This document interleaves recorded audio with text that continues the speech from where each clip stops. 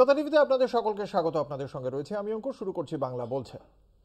রাজ্যসভায় প্রশ্নোত্তর পর্ব হলো না, প্রাইভেট মেম্বার্স বিল আনতে দেওয়া হলো না, তা নিয়ে আলোচনার কোনো সুযোগই দেওয়া হলো না বিরোধীদের। গতকালও এর আগেও আমরা দেখেছিলাম প্রধানমন্ত্রী নরেন্দ্র মোদী যখন মহাকুম্ভ নিয়ে বিবৃতি দিয়েছেন তার প্রেক্ষিতে বিরোধীরা প্রশ্ন তোলার কোনো সুযোগ পাননি। এবং আজকেও একই ঘটনা দেখতে পাওয়া গেল, যার জেরে তৃণমূল কংগ্রেসের সাংসদরা আজকে সংসদে ওয়াকআউট করলেন যে বিরোধীদের কোনো প্রশ্ন করতে দেওয়া হচ্ছে না, তাদের কণ্ঠ রোধ করা হচ্ছে।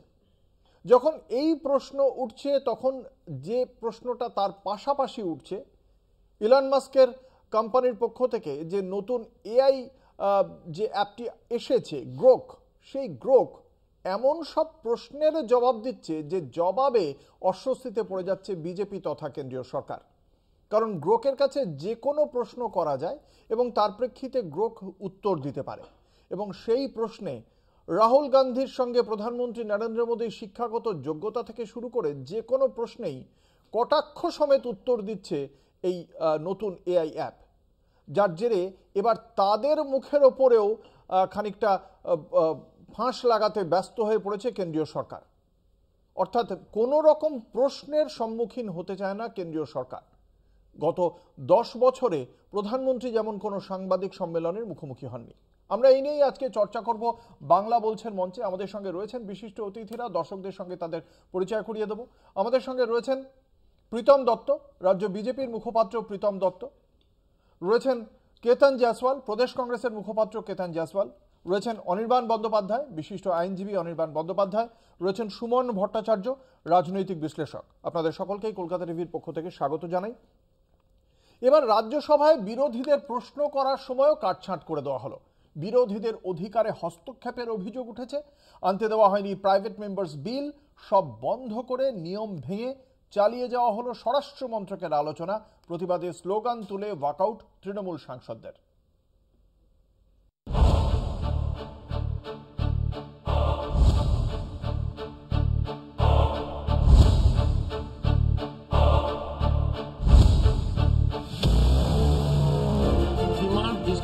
এবার সংসদে বিরোধীদের অধিকারে হস্তক্ষেপের অভিযোগ কেন্দ্রের শাসক দলের বিরুদ্ধে। বিভিন্ন সময়ে গণতান্ত্রিক ক্ষেত্রে সরকারের হস্তক্ষেপের অভিযোগ তুলে সরব হয়েছেন বিরোধীরা। এবার বিধি ভেঙে প্রশ্ন করার সময় কাটছাঁট করা হলো রাজ্যসভায়। এমনকি আনতে দেওয়া হলো না প্রাইভেট মেম্বার্স বিলও, সব বন্ধ করে নিয়ম ভেঙে চালিয়ে যাওয়া হলো স্বরাষ্ট্র মন্ত্রকের আলোচনা। ঘটনার প্রতিবাদে স্বৈরতন্ত্র চলবে না স্লোগান তুলে ওয়াকআউট করেন তৃণমূল সাংসদরা। ক্ষোভে ফেটে পড়েন তারা। আজকে কোয়েশ্চেন আনসার সেশন বাদ হয়ে গেল 12টা থেকে 1টা, 2টো থেকে 4:30 যেটা বা 5টা যেটা প্রাইভেট মেম্বার বিল থাকে সেশন শুক্রবারে, সেটাও বাদ হয়ে গেল। কেননা অমিত শাহজি মাননীয় স্বরাষ্ট্রমন্ত্রী সময় পেয়েছেন।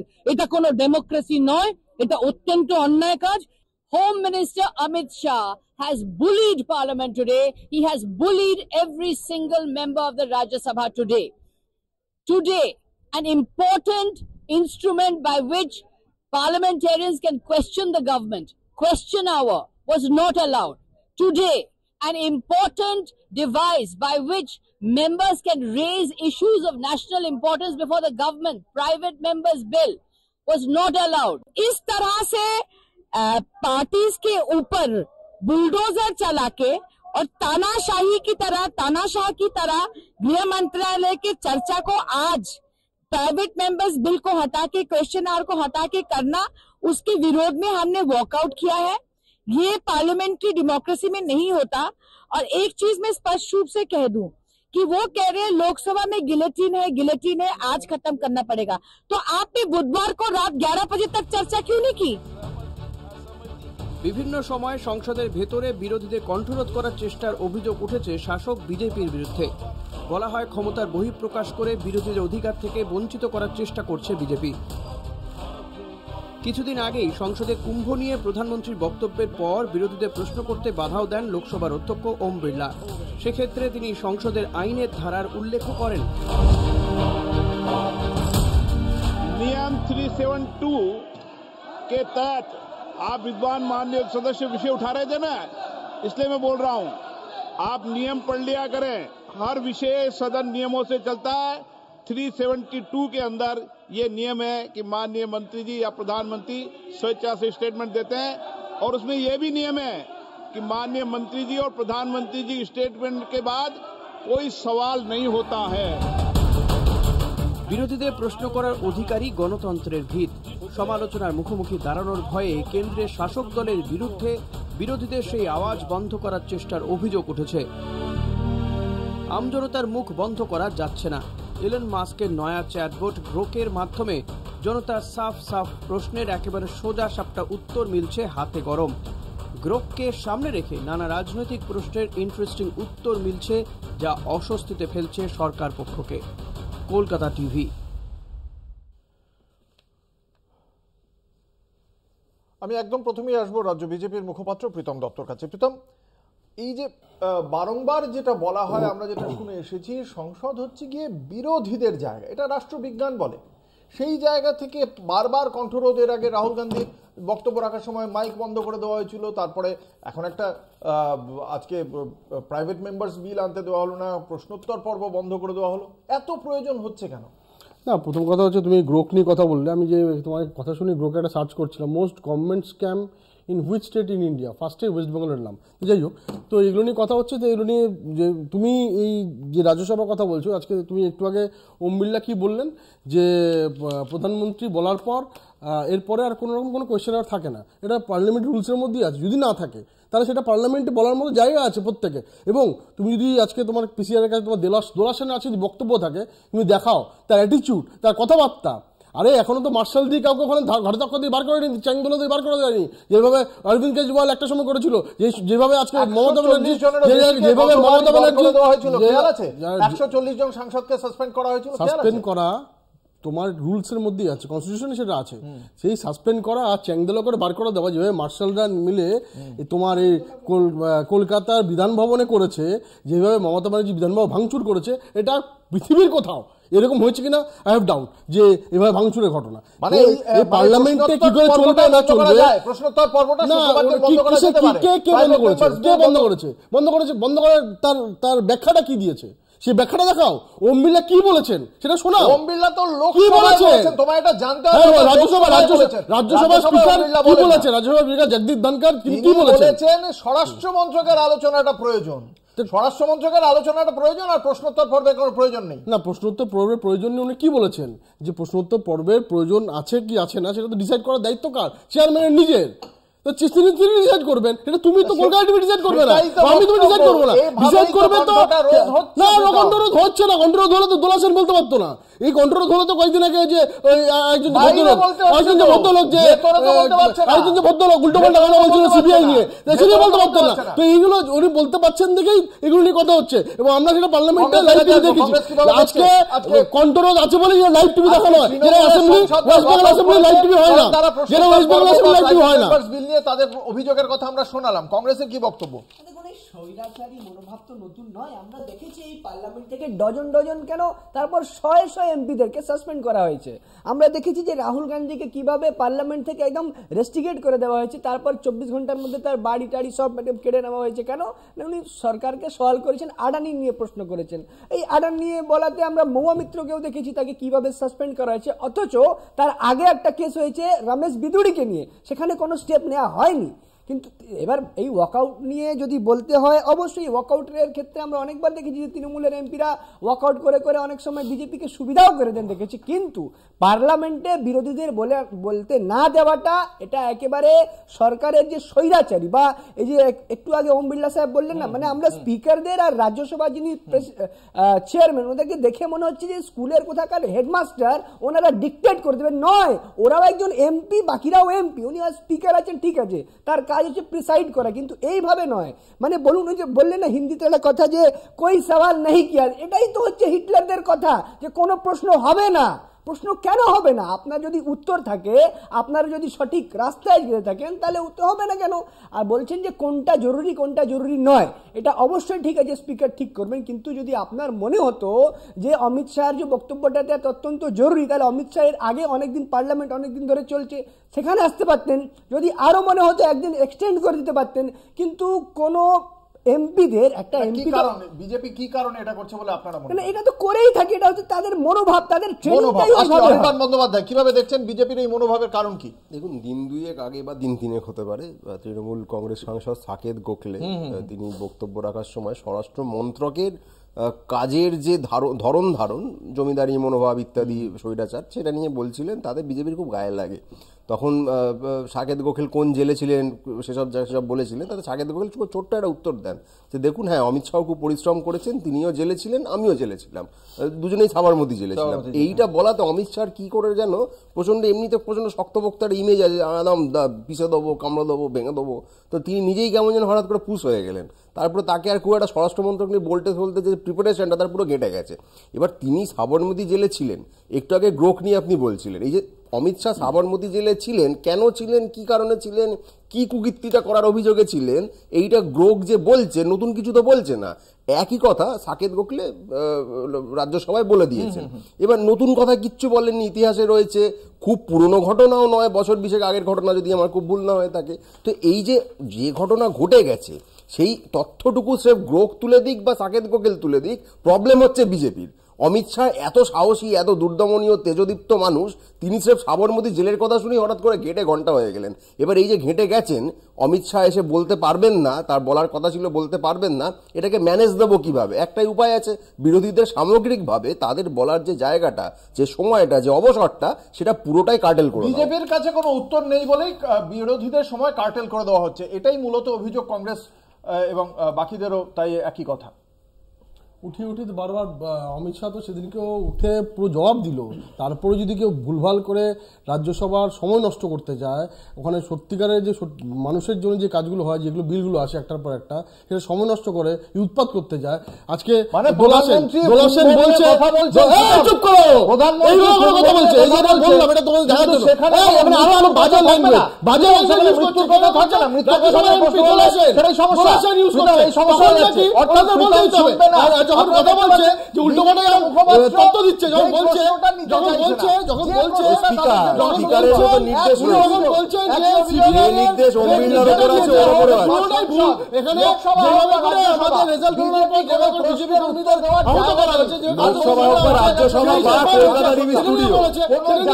বিজেপি উত্তর দিতে পারবে না, তাই চেঁচিয়ে যাচ্ছে। তোমাকে বললাম এই তুমি চুপ করো,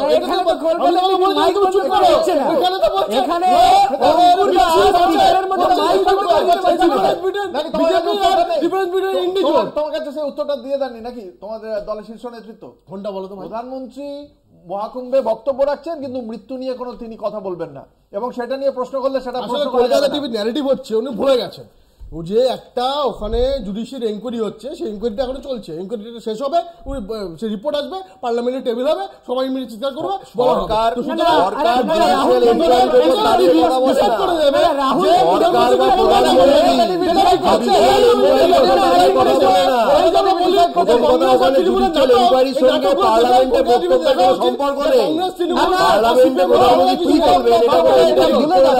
এই প্রশ্নটা শুধু কলকাতা টিভির নয়, এটা বিরোধীদের প্রসঙ্গ ছিল। দ্বিতীয়ত, প্রধানমন্ত্রী বিচার বিভাগীয় তদন্তের প্রেক্ষিতে তিনি যদি কোনো তথ্য নাও দেন, তিনি দুঃখ প্রকাশ করতে পারতেন, কিন্তু তিনি ওখানে যেভাবে ব্যবস্থাপনা ছিল তার প্রশংসাই শুধু করেছেন, কিন্তু সেই সুন্দর ব্যবস্থাপনার জন্য কয়েকজন মানুষের যে প্রাণ গিয়েছে তা নিয়ে কিছু বলেন। একটা লাইন বলি, সেটা হচ্ছে 62 কোটির এই সংখ্যাটা, যদিও ভুয়ো সংখ্যা, 66 কোটি, হ্যাঁ সেই সংখ্যাটা মানে লাফিয়ে কোটি, তারা সব এইটা বলতে পারেন, কিন্তু কজন মানুষ মারা গেছেন সেই তথ্য তাদের কাছে নেই। তার জন্য কিসের এনকোয়ারি দরকার?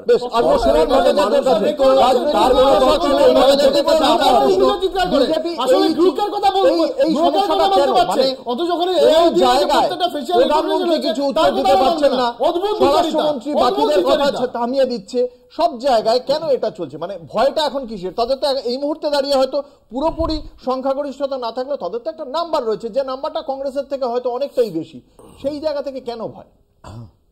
দেখুন, আজকে পার্লামেন্ট বলতে বা লোকসভা রাজ্যসভা দুটো আলাদা ভবন, যেটা মাঝে মাঝেই প্রীতম ভুলে যাচ্ছেন, সেটা আলাদা বিষয়। সেখানে পার্লামেন্টে কি নিয়ে কথা হচ্ছে, স্বরাষ্ট্রমন্ত্রী তার বক্তব্য বলেছেন। হঠাৎ স্বরাষ্ট্রমন্ত্রীকে বলতে হলো কেন? দেখুন, দুটো জিনিস আছে। একটা হচ্ছে সাকেত গোখলে যেমনই হোক, সাবরমতী জেলে থাকুন, বাইরে থাকুন, সাবরমতীর তীরে থাকুন, উনি এটা মনে করিয়ে দিয়েছেন যে অমিত শাহ সবরমতীর জেলে ছিলেন, এটা অমিত শাহ ঠিক হতে লেগেছে। তারপরে দেখুন, যদি যে প্রাইভেট বিল নিয়ে আলোচনা হতো, তাহলে যদি কেউ জিজ্ঞেস করতো যে ভাই সুনিতা উইলিয়ামসের কাকা মানে হারিন পান্ডিয়ার বাবা যে কথাগুলো বলেছিলেন অমিত শাহ সম্পর্কে, সেগুলো নিয়ে কেউ তুলতে হলে কি হতো? তাহলে আবার জেল ফেল এত কিছু বিজেপির মাথায় এসে যেত, বিজেপির সমস্যা। এটা আলাদা প্রশ্ন যে বিজেপি আর গণতন্ত্র এই দুটো শব্দ একসঙ্গে যায় না। বিজেপি কোনোদিন হ্যারল্ড লাস্কি পড়ে উনি জানেও না, ভাবেও না, দ্যাটস ডিফারেন্ট স্টোরি। এবার বিজেপি যেটা বুঝতে পারছে না যে এই যে এলন মাস্ক, গ্রক, এইসবের না অনেক কাউন্টার এফেক্ট আছে। এমনিতে বিজেপির একটু সমস্যা হচ্ছে যে সিঙ্গেল মাইন্ডেড, গুরুকুল ভক্তকুল এইসবের মধ্যে চলে। বিজেপি জানে না এরকমই একজন খুব স্ট্রং ম্যান, অমিত শাহর মতো খুব স্ট্রং ম্যান, যিনি বলতেন গুলি করে দেবো, এ করে দেবো। ফিলিপিন্সের প্রেসিডেন্ট ছিলেন দুয়ের্তো, ওনাকে ফিলিপাইন্স থেকে আইসিসি আন্তর্জাতিক অপরাধ ট্রাইব্যুনালে হেগে তুলে নিয়ে গিয়েছে প্লেনে করে, ঠিক আছে? ক্ষমতার সমীকরণ বদলে গেছে। দুয়ের্তোর মেয়ে এখনো ভাইস প্রেসিডেন্ট, তিনি দাঁড়িয়ে থেকে দেখেছেন তার বাবা হু ওয়াজ এ প্রেসিডেন্ট অফ ফিলিপাইন্স, তাকে ইন্টারন্যাশনাল ক্রিমিনাল কোর্ট অ্যারেস্ট করেছে। বিজেপি খবর রাখে না। ইন্টারন্যাশনাল ক্রিমিনাল কোর্টের আর যাদের বিরুদ্ধে এফআইআর মানে অ্যারেস্ট ওয়ারেন্ট আছে, তাদের মধ্যে নরেন্দ্র মোদীর খুব বন্ধু বেঞ্জামিন নেতানিয়াহু, ইসরায়েলের প্রধানমন্ত্রী, এবং ইসরায়েলের পররাষ্ট্রমন্ত্রীরও আছে। তো বিজেপি যেটা সমস্যা হচ্ছে, যেটা অনির্বাণ বলছিলেন ঘেঁটে ঘ, মানে ঘেঁটে ঘ তো দেখুন সত্যজিৎ রায়ের উদাহরণ, এর চেয়ে অনেক খারাপ। মানে আন্তর্জাতিক পরিস্থিতিতে গেলে বিজেপি বুঝতে পারে না এলন মাস্ককে সামলাবো না, এলন মাস্কের 13টা বাচ্চা তারা আমার কোলে চেপে নৃত্য করবে, বুঝতে পারে না। কলকাতায় ফিরলে দেখুন প্রীতমের অবসেশন হয়ে গেছে, চ্যাংদোলা চ্যাংদোলা চ্যাংদোলা চ্যাংদোলা, চ্যাংদোলা ছাড়া কোনো শব্দ নেই যেন। মানে আমি ভাবছিলাম যে প্রীতম হয়তো ভাবছে যে রবীন্দ্রনাথ নজরুলকে দেখলে বলবে ভাই তুই মুসলমান, তুই কবিতা লিখছিস কেন, ওকে চ্যাংদোলা করে ফেলে দেবো। উত্তম কুমার, দিলীপ কুমারকে দেখলে বলবে ভাই তুই মুসলমান, তুই সাইনা মাহাতো নাটক সিনেমা করতে এসেছিস কেন, তুই মুসলমান, তোকে চ্যাংদোলা করে ফেলে দেবো। চ্যাংদোলার বাইরে বিজেপির কোনো মানে অবসেশন দাঁড়িয়ে। বিজেপির সমস্যা হচ্ছে বিজেপি শব্দের অবসেশনে আটকে যায়। তো মাঝে একবার কি সব পদ্ম ফদ্ম বলতে গিয়ে নরেন্দ্র মোদী এমন বলেছিলেন যে বাংলা সমস্ত ভোটই চলে গেল। তো বিজেপিকে বুঝতে হবে যে আজকের পৃথিবীতে বিজেপি যদি পার্লামেন্টের ভেতরে বন্ধ করে রাখে, তাহলে পার্লামেন্টের বাইরে বলবে। এই যে এত চিৎকার করে বিজেপি বলছে জগদীপ ধনকর আটকেছেন, আর সেই জগদীপ ধনকর বেচারি কাতর, ভাইস প্রেসিডেন্ট কিন্তু কাতর আবেদন করছেন পশ্চিমবঙ্গ বিধানসভার অ্যাসেম্বলিতে আমাকে একটা বক্তৃতা দিয়ে দাও। এটা শোভা পায়? এটা শোভা পায় বলুন? বিজেপির সমস্যা হচ্ছে বিজেপি না ঘরে আছে না বাইরে আছে। এদিকে ডোনাল্ড ট্রাম্প, এলন মাস্ক গুঁতো দিচ্ছে, এ পাশে দেশের ভেতরে বিরোধীরা গুঁতো দিচ্ছে। বিজেপি বুঝতে পারছে না কি করবে। বিজেপি উদার না, বিজেপি একটা কঠোরতান্ত্রিক দল। কঠোরতান্ত্রিক দল হলে আবার ডোনাল্ড ট্রাম্প ধমকাচ্ছে, এই 2রা এপ্রিল থেকে চাপিয়ে দেবো, 2রা এপ্রিল থেকে চাপিয়ে দেবো। বিজেপি বুঝতে পারছে না, বিজেপির অনেক টেনশন আছে। চ্যাংদোলা শব্দটা বিজেপির মাথার মধ্যে কিন্তু একদম গেঁথে গেছে। ভাবছে ক্ষমতা চলে গেলে অমিত শাহকে নাকি চ্যাংদোলা করে ফেলে। আচ্ছা সুমনদা, এরই মধ্যে আমরা যেটা দেখলাম, অরুণ শৌরি আবার সাভারকারকে নিয়ে একটি বই লিখে ফেলেন, the new icon Savarkar and the facts. তো সেখানেও তো আমরা দেখতে পাচ্ছি যে সাভারকারকে কার্যত মিথ্যাবাদী প্রমাণ করে দিয়েছেন অরুণ শৌরি।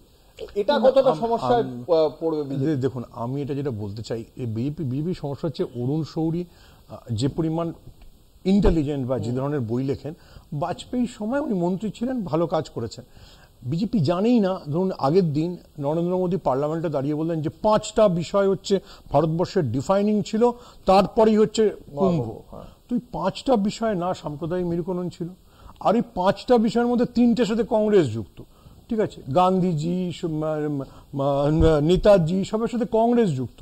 সেখানে বিজেপি ফিট ইন করছে কোথায়? আচ্ছা, সাভারকারের বই আপনি তুললেন, দেখুন সাভারকার প্রথম বলেছিলেন, বিজেপি জানে না, 1857 ইজ এ রেভলিউশন, ওটা একটা বিপ্লব, ওটা কোনো শুধু সিপাহী বিদ্রোহ ছিল না।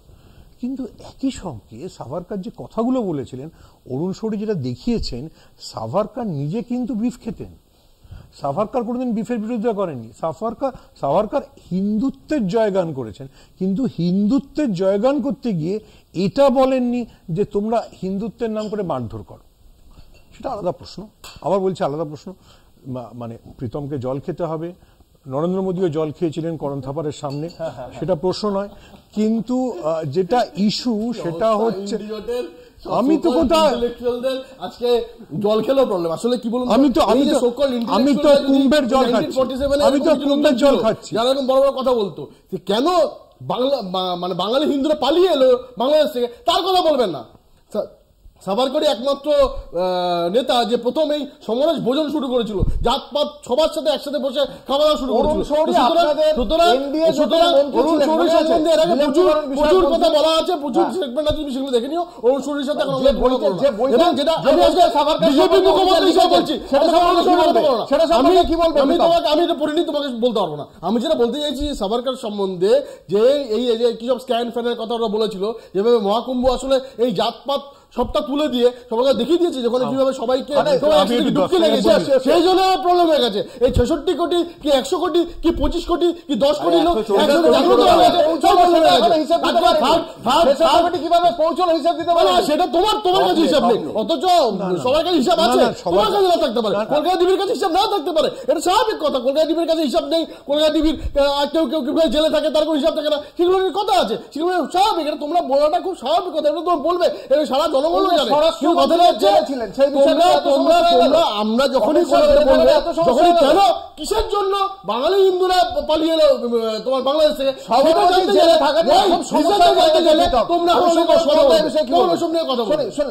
দেখুন, এই যে বিজেপি যখন বলছে যে আমরা হিন্দুদের একত্র করে ফেলেছি, এই সামান্য দূরে বলছে, না ভুল করলেন, বিজেপি বলেনি, হিন্দুরা একত্রিত হচ্ছে। বর্ধমানের কাটোয়ায় একটা গ্রামে 200 বছর ধরে হিন্দুরাই একদল হিন্দু আরেকদল হিন্দুকে মন্দিরে ঢুকতে দিত। কেন পারেনি? এই বছর কেন ঢুকতে পারলো? আরে এই বছর কেন ঢুকতে দিল না? এই বছর ব্যবস্থা নিতে পারেনি মমতা ব্যানার্জি, এটা তো দুর্ভাগ্য আমাদের, এটা দুর্ভাগ্য। আমি তো ভেবেছিলাম যে ওখানে যে দলিতরা যখন মন্দিরে পুজো দিতে ঢুকছে, শুভেন্দু অধিকারী যাবেন, হিন্দুদের একত্রীকরণ করছেন।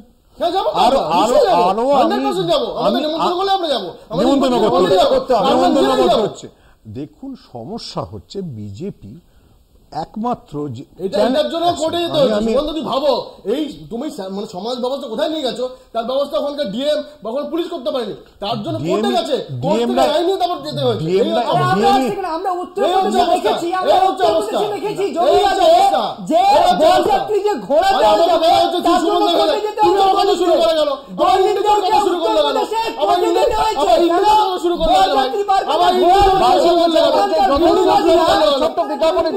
যেতেই হবে। বিজ্ঞাপনী বিরতির পর আবারও ফিরে আসছে এই আলোচনায়।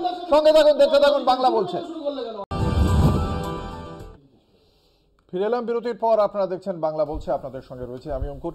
যে আলোচনায় আমরা ছিলাম সেখানে আমাদের প্রশ্ন ছিল যে শুধুমাত্র বিরোধীরা নয়, একসময় এনডিএর সঙ্গে ঘর করা এনডিএর মন্ত্রিসভার গুরুত্বপূর্ণ মন্ত্রী অরুণ শৌরী, তিনি পর্যন্ত সাভারকার কি মিথ্যা কথা বলেছেন, তিনি কি কথা বলেছেন আর বাস্তবে কি ছিল, তাই নিয়ে প্রশ্ন তুলে দিয়ে যাচ্ছেন। কিন্তু সেই প্রশ্নের উত্তর বিজেপি এই মুহূর্তে কিন্তু দিতে পারছে না। তারা এখনো পর্যন্ত এই বিষয়ে নীরবতা পালন করছে। আমি আসবো কংগ্রেসের কাছে। আজকে অরুণ শৌরী খুব সরাসরি বলছেন যে যেটা দাবি করেছিলেন সাভারকার, যে তিনি নাকি নেতাজি সুভাষচন্দ্র বোসের এই যে জাপান যাওয়া, মানে এই যে আমাদের দেশ থেকে পালিয়ে গিয়ে পুরো আজাদ হিন্দ ফৌজ গঠন করে দেওয়া, সেই পরিকল্পনাটাও নাকি তিনি দিয়েছিলেন। আর আজাদ হিন্দ আর নেতাজি সুভাষচন্দ্র বসু তাঁর ইন্ডিয়ান স্ট্রাগলে বইতে লিখছেন যে এ বিষয়ে আন্তর্জাতিক কূটনীতি সম্পর্কে সাভারকারের কোনো ধারণাই ছিল না। তিনি কথা বলেছিলেন জিন্না এবং সাভারকারের সঙ্গে, এবং সেই জিন্নার পুরোপুরিভাবে চিন্তিত ছিলেন তার পাকিস্তান গঠন নিয়ে, আর সাভারকারের কোনো ধারণাই ছিল না। আর সাভারকার তিনি এটা বলে যাচ্ছেন এবং পুরোপুরি তথ্য তুলে এই সমস্ত বিষয়গুলো সামনে এনেছেন। কি বলবেন? আমি 10 সেকেন্ড বলবো। হ্যাঁ, বিজেপি কিন্তু অরুণ শৌরীকে চ্যাংদোলা করে বাইরে ফেলে দিয়েছে। যাই হোক, এবার ব্যাপারটা হচ্ছে না, দেখুন ব্যাপারটা হচ্ছে যে আমরা যদি আজকের দিনে প্রধানমন্ত্রীকে দেখি, তাহলে আর যদি ওই অরুণ শৌরীর বই অনুযায়ী যদি আপনি যে কথাগুলো বললেন ওই রকম সাভারকারকে দেখি, তাহলে খুব স্পষ্টই বোঝা যাচ্ছে যে নরেন্দ্র মোদী কিন্তু একেবারে সাভারকারবাদী, মানে ঢপবাজিতে। এই যে ইন্টারফুল মানে প্রচুর ঢপ দেন। এই যে অ্যাপটার কথা হচ্ছিল গ্রোক অ্যাপ, এটাতে এই যে মোদী কদিন আগে একটা ওই কি বলে ওটাকে পডকাস্টে বলেছিলেন 2.5-3 ঘন্টা ধরে, সেখানে ওই ট্রান্সক্রিপ্ট বার করে ওই অ্যাপে দিয়েছে, সেখানে বলে দিয়েছে মোদিজি কোন কোন কথাগুলোকে মিসলিড করেছেন, অর্থাৎ কতগুলো ঢপ ওখানে দিয়েছেন। তো স্বাভাবিক, মানে সাভারকাররা তো হচ্ছেন এই বিজেপির আজকে যারা মোদী অমিত শাহ তাদের আইডিওলজিক্যাল ফোরফাদার্স। তো যেমনটা মানে গাছ হবে তেমনটাই ফল হবে। তারা ঢপবাজি দিয়ে শুরু করেছিল, আজকে আমাদের সেই ঢপবাজিটাই ভুগতে হচ্ছে, আর তো কিছু নয়। বিজেপি আরএসএস ওই ধরনের যারা আছে ওই ঢপবাজি আমাকে চ্যালেঞ্জ করে প্লিজ, আপনার কিন্তু একটু বাঁচাবেন, ঠিক আছে?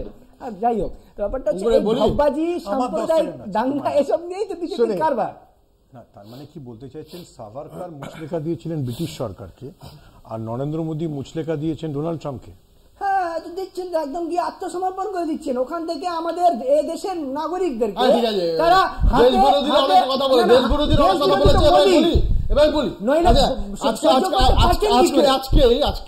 আমাদের দেশের আমরা সবাই জানি হয়েছে আর মোদী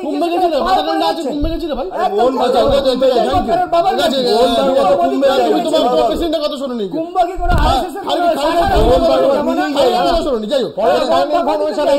না, যখন বন্ধ করে দিয়েছিল ব্রিটিশরা সেটা চালু করে দিয়েছিলেন আবার নাগা সন্ন্যাসীদের নিয়ে জওহরলাল নেহরু। শুনি কি বলতে চাইছো। হিন্দু মহাসভার প্রতিষ্ঠাতা হচ্ছেন বীর সাভারকার, যদিও আমি বইটি পড়িনি 100% আমি বলতে পারবো না।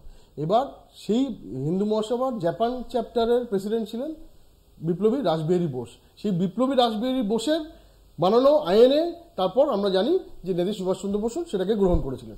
তো আমরা 100% জানি না, সেই জন্য এটা নিয়ে বলতে পারবো না। কিন্তু কতগুলো জিনিস যেগুলো আপনার বীর সাভারকার আমাদের রাস্তা দেখিয়ে গেছে, নেতাজি সুভাষচন্দ্র বোস কথা বলছেন, তাই তো বললেন।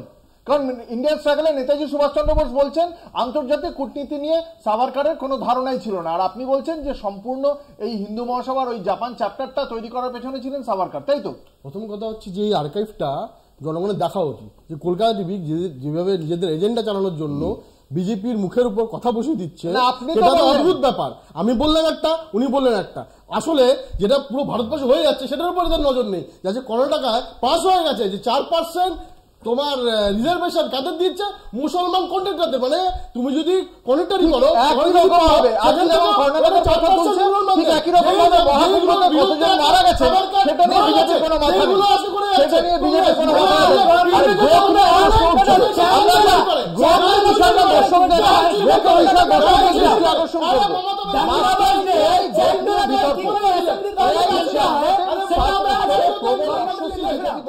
ব্রোকের বিরুদ্ধে তদন্ত শুরু করছে কেন্দ্র, তার কারণ ব্রোক যে উত্তর দিচ্ছে সেটা বিজেপিকে অস্বস্তিতে ফেলছে।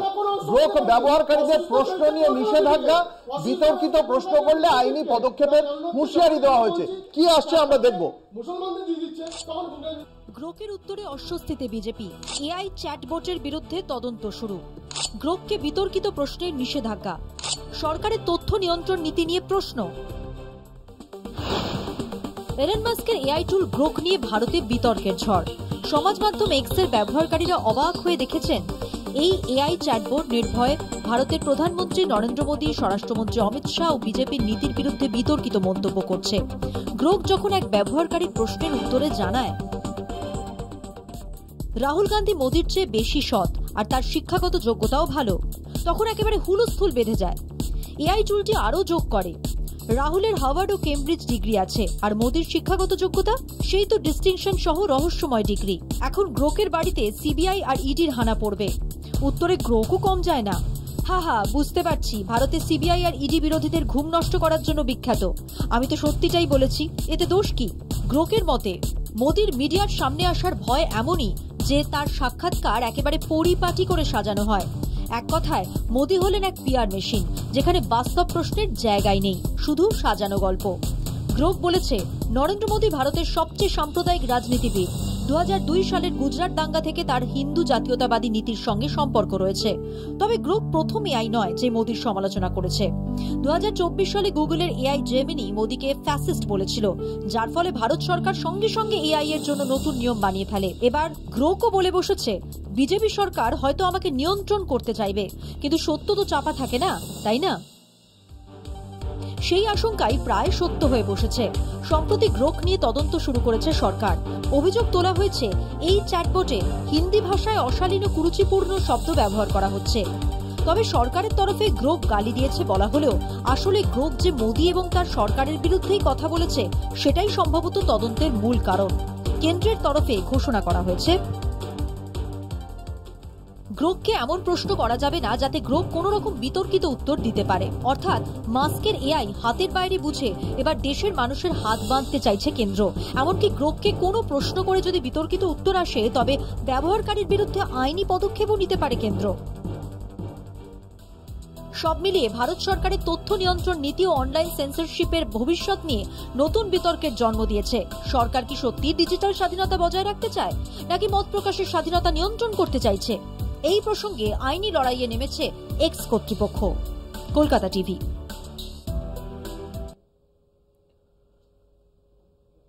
অর্থাৎ বিরোধীদের কণ্ঠরোধ, সেটা সংসদের ভেতরে হোক বা বাইরে। আবার একই সঙ্গে আর্টিফিশিয়াল ইন্টেলিজেন্স যদি এমন কোনো কথা বলে ফেলে যাতে কেন্দ্রের শাসক দল বিজেপির সমস্যা হয়, তাহলে তাকেও আইনের মাধ্যমে মাঝখানে নিয়ে আসা, যাতে তারা সেই বিতর্কিত মন্তব্য বাইরে না আসে। এবং এ বিষয়ে আমরা যেটা দেখতে পাচ্ছি, আইনের ধারা নিয়ে ইতিমধ্যেই যে মামলা হচ্ছে, সেখানে তথ্য প্রযুক্তি আইনের 79(3)B ব্যবহার করে সরকার সোশ্যাল মিডিয়া পোস্ট ব্লক করতে চাইছে। এক্সের পক্ষ থেকে বলা হচ্ছে যে আইটি অ্যাক্টের সেকশন 69A ও আইটি রুলস 2009 অনুযায়ী সরকার এই ধরনের পদক্ষেপ করতে পারে, কিন্তু ওই ধারায় ওটা করতে পারে না। কিন্তু সরকার কিন্তু তাই করছে। ইতিমধ্যেই মামলা গুছিয়ে ফেলা হয়েছে। এত সমস্যাটা হচ্ছে কেন? আমরা প্রথমে দেখি বিজেপির কি বক্তব্য। প্রীতম দত্ত, এই গ্রোক নিয়ে এত কথাবার্তা হচ্ছে, গ্রোকে আমি একটা প্রশ্ন করলাম যে most corrupt government of India. Grok বলছে determining the most corrupt government in India history is complex subjective question, যেটা বলছে যে ইউনাইটেড প্রোগ্রেসিভ অ্যালায়েন্স, মানে যে কংগ্রেস গভর্নমেন্ট ছিল সেই গভর্নমেন্ট হচ্ছে ইন্ডিয়ার মোস্ট করাপ্টেড গভর্নমেন্ট। আসলে মুশকিলটা হচ্ছে কে বন্ধ করছে না বন্ধ করছে আমি না জানে বলবো না।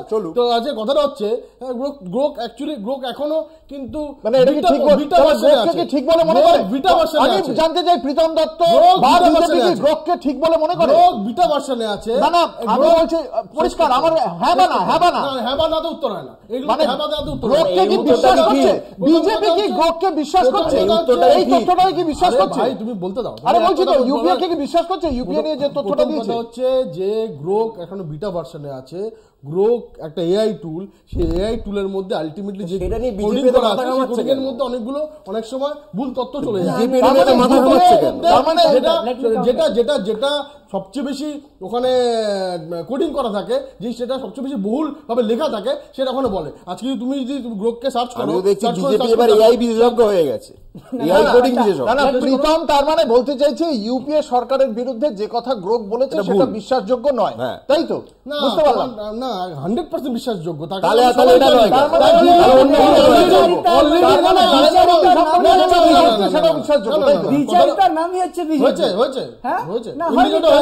না তোমার আমার যেটা বোঝাতে পারলাম না যে গ্রোককে সেটা যেটা বলছে সেটা অনেকগুলো কংগ্রেস তৃণমূলের বিরুদ্ধে বলে তখন গ্রোক আর বিজেপির বিরুদ্ধে বলেই ভুল।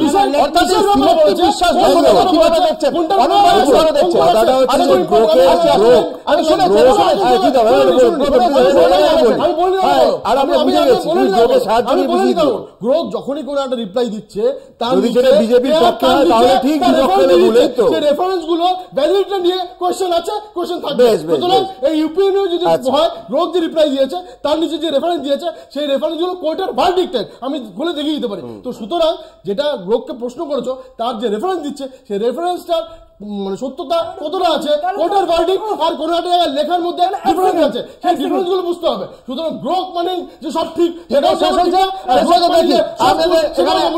আইনের কথা বলছে, আইনের আইনজীবীর বক্তব্য দেখুন, এখানে গ্রোককে থামানোর যেই চেষ্টা, হ্যাঁ, এটা আমি প্রথমেই বলে দিচ্ছি বিজেপি সফল হবে না, এই অন্য কোনো কারণে, আইনের খাতিরে বলছি না।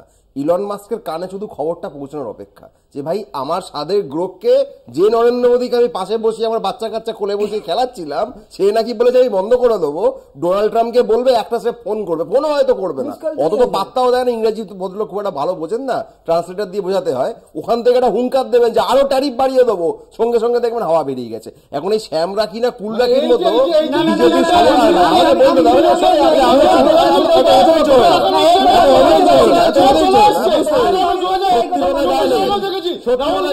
আচ্ছা ঠিক আছে, ভালো হয়েছে, ভালো হয়েছে,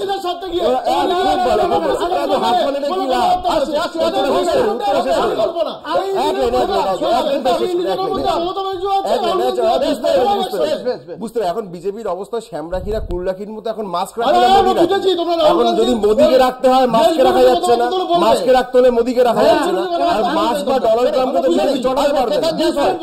নরেন্দ্র মোদীকে চাকরি করে বেরোতে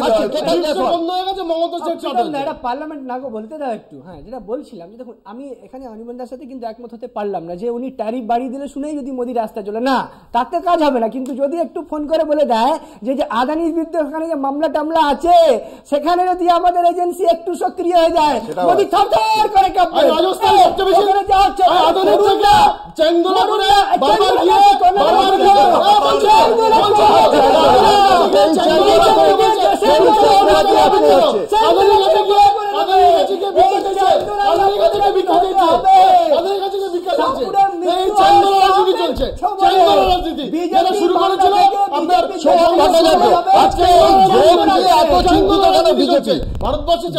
এত চিন্তিত কেন বিজেপি?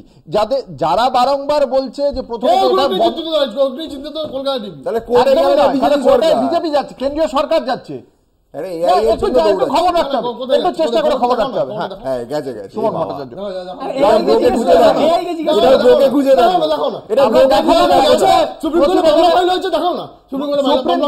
সুপ্রিম কোর্টে আমরা সেটাই দেখালাম, সেটাই দেখালাম, তুমি বোধহয় খেয়াল করো।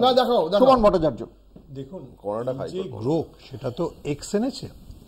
এক্সের যখন আগে নাম টুইটার ছিল, তখন যিনি টুইটারের সিইও ছিলেন জ্যাক ডোরসি, তিনি ইন্টারভিউতে গিয়ে বলেছিলেন যে কৃষক আন্দোলনের সময় ভারত সরকারের তরফে, মানে বিজেপি সরকারের তরফে তাকে হুমকি দেওয়া হয়েছিল, যদি কৃষকদের সংক্রান্ত টুইটগুলি মুছে না ফেলা হয় তাহলে ভারতবর্ষে যে টুইটারের যে অফিস রয়েছে, টুইটারের যে এক্সিকিউটিভ, তাদেরকে অ্যারেস্ট করা হবে। এটা জ্যাক ডোরসি ইন্টারভিউ দিয়ে বলেছিলেন, আমি বলিনি, গ্রোক বলেনি, কেউ চ্যাংদোলা করে ফেলে দেওয়া এরকম কোনো ব্যক্তিও বলেনি। কাটিং অ্যাক্রস চ্যাংদোলা জ্যাক ডোরসি যাওয়ার পরে এলন মাস্কের হাতে এসছে। দেখুন, এলন মাস্ক কিরকম বিষয়? এলন মাস্ক এরকম বিষয় যে সুনিতা উইলিয়ামস যখন উপর থেকে নামছিলেন, তখন ডোনাল্ড ট্রাম্পের পাশাপাশি এলন মাস্কও ধন্যবাদ দিয়েছেন, কারণ স্পেস এক্সের ব্যবহার করা হয়েছে। তো এলন মাস্কের নাম শুনলে, আমি শুনেছি যে বিজেপির নেতারা ভাবছে তাদেরকে না কেউ চ্যাংদোলা করে ফেলে দেয়। ঠিক আছে, যে নরেন্দ্র মোদী বলে কে বলেছে এলন মাস্কের বিরুদ্ধে, ওকে চ্যাংদোলা করে ফেলে দেয়। এটা তো পুরো চ্যাংদোলার যে পর্বটা চলছে, সেই পর্বটায় চ্যাংদোলা হওয়ার ভয়ে বিজেপি, এটা কিন্তু অনির্বাণের বক্তব্য ঠিক। দেখুন, নরেন্দ্র মোদী এমনিতে সিরিয়াস লোক, প্রীতমরা সংস্কারে বিশ্বাস করে। এই যে এলন মাস্কের 13টা বাচ্চা, তার কার মা কে, এটা কোনোদিন আরএসএস এর কেউ জিজ্ঞেস করেছে? এলন মাস্ককে বলেছে তুমি সংস্কারে বিশ্বাস করো কিনা? আমরা ভারতবর্ষ নিয়ে ভাববো, আমরা তো তোমাদের মধ্যে ডিপ স্টেট না, ডিপ স্টেটের ইন্টেলেকচুয়াল না।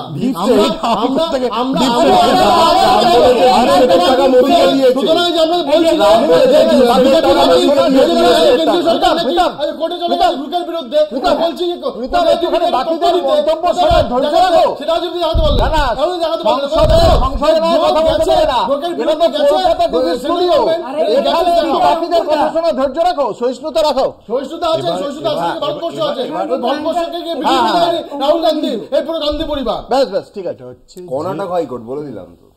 আচ্ছা, আরেকটা কথা, একটা কথা খুব ইম্পর্টেন্ট, এটা সুমনদাকে বলি। একটু আগে হরিণ পান্ডের কথা বলছিল না, মানে সুনিতা পান্ডের সাথে হরিণ পান্ডের পান্ডে না,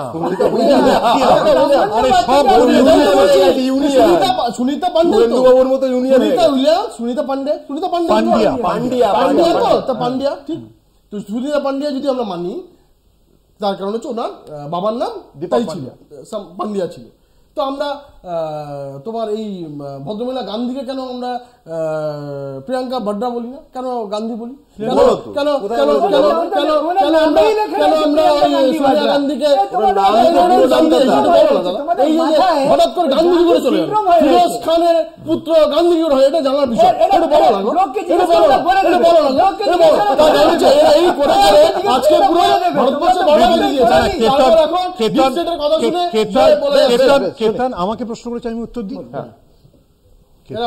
কেতন, তোমার দলের সব মহিলা এমপিদের, তোমার দলের সব মহিলা এমপিদের জিজ্ঞেস করো কার পদবি ব্যবহার করে পশ্চিমবাংলা। শুধু আমি নাম করছি না, পশ্চিমবাংলার সব মহিলা এমপিদের জিজ্ঞেস করো বিয়ের আগের পদবি ব্যবহার করে না। কোথায় গান্ধী পরিবারে হাওয়া, কোথায় গান্ধী পরিবার সে বেলুন, আর তুমি একটা ইন্ডিভিজুয়াল।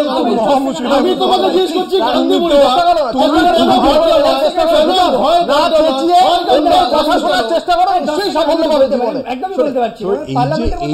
এই যে সুনিতা উইলিয়ামসের তথ্য সামনে আসার পরই কেমন নরেন্দ্র মোদী নার্ভাস দেখাচ্ছে।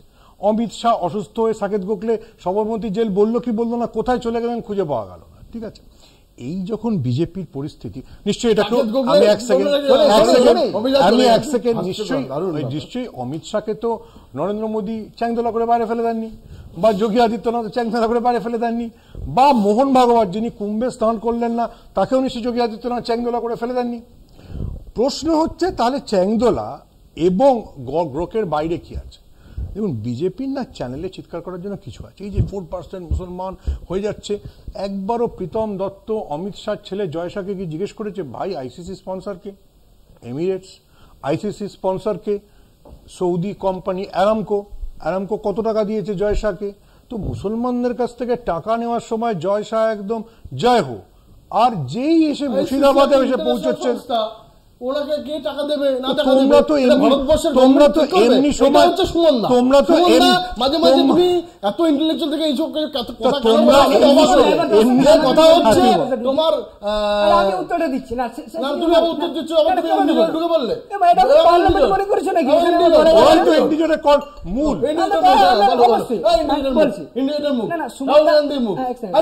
ওই মেশিনটা পেয়েছো আলু ঢোকালে সোনা বলতে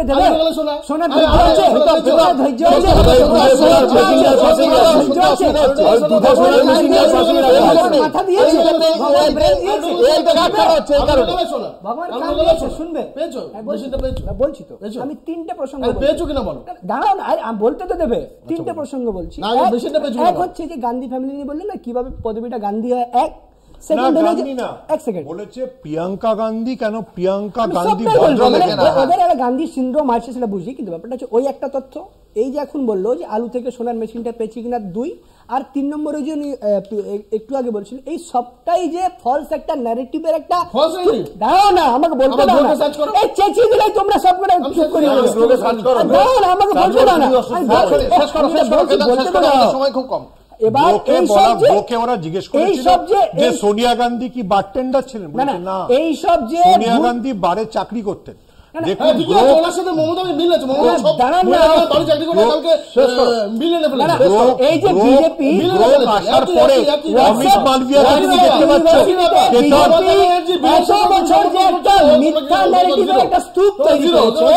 আজকে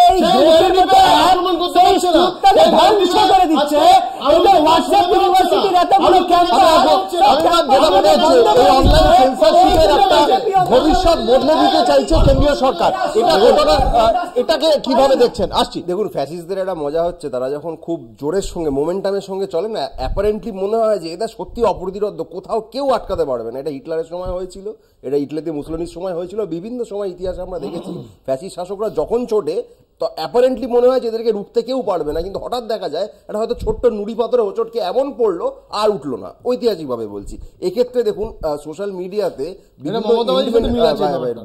বিভিন্ন ইন্ডিপেন্ডেন্ট মিডিয়ার যে উত্থান আমরা দেখেছি, যে মেইন স্ট্রিম মিডিয়ার প্রতি মানুষের ভরসা ক্রমশ কমেছে তাদের বায়াসনেসের কারণে।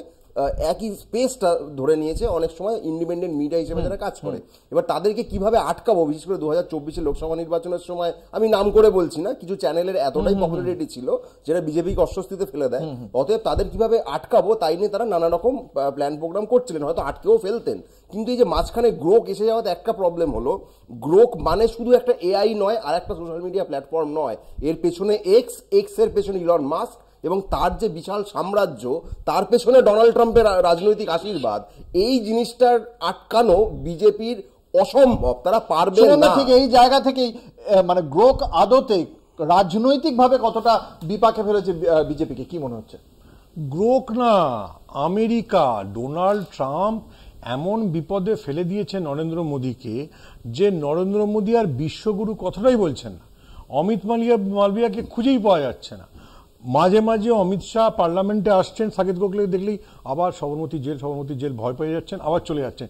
বলছেন যে গ্রোক যদি দেখায় যে ভবিষ্যতে অমিত শাহ কোথায় থাকবেন তার হয়তো কোনো উত্তর আছে। এই যে আইনি একটা পদক্ষেপ করার কথা হুঁশিয়ারি দিচ্ছে, এটা কি বাস্তবায়িত হওয়ার কোনো সম্ভাবনা আছে? চলে গেল, একটু আগে বললো চলে গেছে, আমাকে ডকুমেন্ট দেখাবে, এই হচ্ছে না। দেখুন, জ্যাক ডোরসির সময় যখন টুইটার ছিল তখন জানে না, মাফ করে দেবেন, যিশু বলে গেছিলেন, জানে না, ওদের মাফ করে দেবেন। কিন্তু যেটা ইস্যু হচ্ছে যে তখন রবিশঙ্কর প্রসাদ হুমকি দিয়েছিলেন, অ্যাকাউন্টটাকে ব্লক করে দিয়েছিল, রবিশঙ্কর প্রসাদ টুইটারটাকেই কিনে নিল, রবিশঙ্কর প্রসাদ তখন হুমকি দিয়েছিলেন, বলেছিলেন বন্ধ করে দেবো। কিন্তু এই যে বললাম, এলন মাস্কের বাচ্চাদের দেখলে নরেন্দ্র মোদী রবীন্দ্রনাথ আর মালগুরি ডেজের লেখকের বই উপহার দেন। ফলে মানে আপনি শুনেছেন আগে, মানে আপনার চেনাশোনা ধরুন কোনো চ্যানেলের সাংবাদিককে অব্দি নরেন্দ্র মোদী রবীন্দ্রনাথের বই উপহার দিয়েছেন, কিন্তু দিচ্ছেন তো। ফলে বলে দুপাশ দিয়ে পড়ে গেছে, এমন বিপদে পড়ে গেছে, না বলতে পারছে যে আমরা ট্যারিফের বিরুদ্ধে, না বলতে পারছে আমরা অমুকের সপক্ষে, কিছুই বলতে পারছে না। বড় কিন্তু একটাই ভালো করেছে, সেটা আমার প্রশ্নটা করতে হবে, এই ফাঁকে শি জিনপিং এর সঙ্গে বন্ধুত্বটা নরেন্দ্র মোদী নতুন করে বাড়াচ্ছেন। এবং আবহাওয়া রবীন্দ্রনাথ সেদিন দুজনে দুলেছিল পরে ওই যে মহাবলীপুরমে দুজনে দোলনায় ঝুলেছিলেন, সেই দিনটা সমস্যায় ফেলে বা বিজেপি বা তাদের বিরুদ্ধে ওঠা যাবতীয় বিরোধীদের রাজনৈতিক অভিযোগ কিভাবে মোকাবিলা করে সেদিকে আমাদের অবশ্যই নজর রাখতে হবে। আমাদের সঙ্গে আজকের এই আলোচনায় ছিলেন সুমন ভট্টাচার্য, অনির্বাণ বন্দ্যোপাধ্যায়, কেতন জয়সওয়াল, প্রীতম দত্ত। আপনাদের প্রত্যেককে আপনাদের মতামতের জন্য ধন্যবাদ। শেষ করছি বাংলা বলছে। দেখতে থাকুন কলকাতা টিভি, রাত দিন 7 দিন।